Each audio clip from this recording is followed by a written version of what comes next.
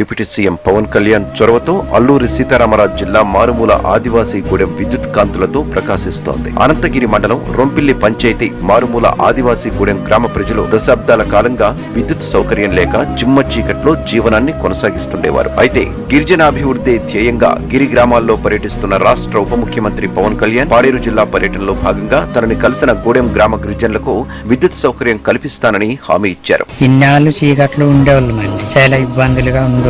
ఇప్పుడు చంద్రబాబు నాయుడు పవన్ కళ్యాణ్ ధర్మంలో చాలా మంచి పని చేశారండి. కరెంట్ ఇంటింటికి ఇచ్చారండి, ఇంటికి తప్పక తంబాలు వేసినారండి. అంతా బాగుందండి, ఇప్పుడు ఆనందంగా ఉందండి. వాళ్ళకి ధన్యవాదాలండి, వాళ్ళకి నమస్కారం అండి. కేవలం 10 రోజుల్లో 6 కిలోమీటర్ల దూరం విద్యుత్ లైన్లను వేశారు. 215 స్తంభాలను ఏర్పాటు చేశారు. ఇందుకోసం ప్రభుత్వం ₹1 కోటి కేటాయించింది. అంతేకాదు విద్యుత్ సరఫరాకు అంతరాయం కలగకుండా సోలార్, విండ్ పవర్ ను కూడా అందుబాటులోకి తీసుకొచ్చారు. గూడెం గ్రామానికి నిరంతరం విద్యుత్ సరఫరా జరిగేలా ఏర్పాట్లు చేశారు.